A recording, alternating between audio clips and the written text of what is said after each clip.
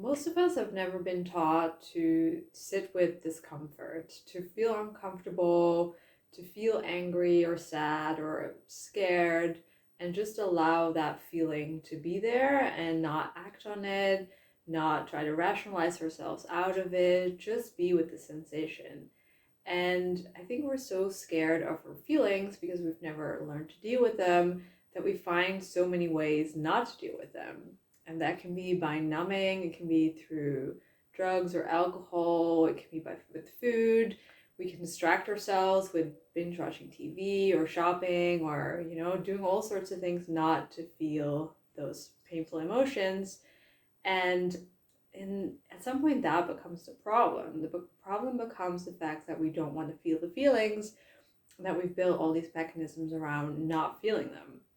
And when in reality, if we just take the time to sit with them, to just be uncomfortable for as long as we need and allow that feeling to be there, we don't have a need for the defense mechanisms anymore. We don't need to do the numbing or the distracting or whatever it is, because we're no longer afraid of the feeling. We just allow the feeling.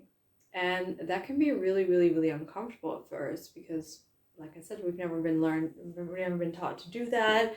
This is the first time where we actually have to sit there and just allow whatever happens to happen. It can feel very unnatural to not act on our feelings. Like, for example, if we feel angry, to just sit there and be angry rather than yell at somebody or punch something or, like that feels so much more natural because that's what we've been reflected in society as being normal, a normal reaction to anger. Whereas just sitting there and just breathing and just being angry, allowing the anger to fill your body, that's not what we've been taught, even though it's a much less harmful way of dealing with anger because you're the only one that's uncomfortable. Whereas if you're yelling at people or go around, doing whatever, you'll harm other people in the process too. So actually just sitting there and allowing that emotion or that feeling to be felt is such a powerful move, not just for you, but really for everyone around you. It really makes a significant difference.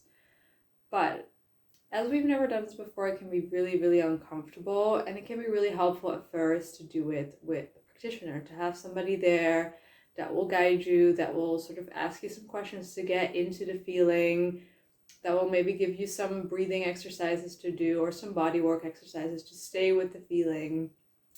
And just somebody that you can feel safe with and that can help you, tell you you're doing good, that it's like going well, you can express how you feel as you're doing it, and somebody that can bring you back to the feeling when you try to distract ourselves, which is usually what we do.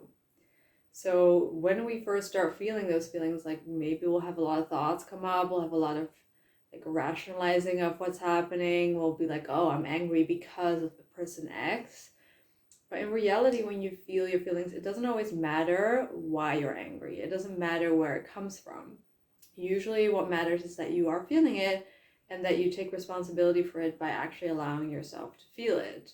And if afterwards you feel like, wow, I took something from it, like there was this message in this anger, that's super great.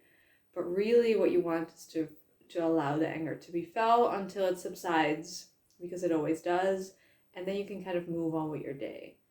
So feeling our feelings and actually sitting with it is a really, really powerful thing to do, as it really allows us to be free from it at some point. Whereas if we stay stuck in rationalizing it and ignoring it and trying to numb or distract ourselves, that feeling has a lot of power over us because we basically built our life around not feeling that emotion.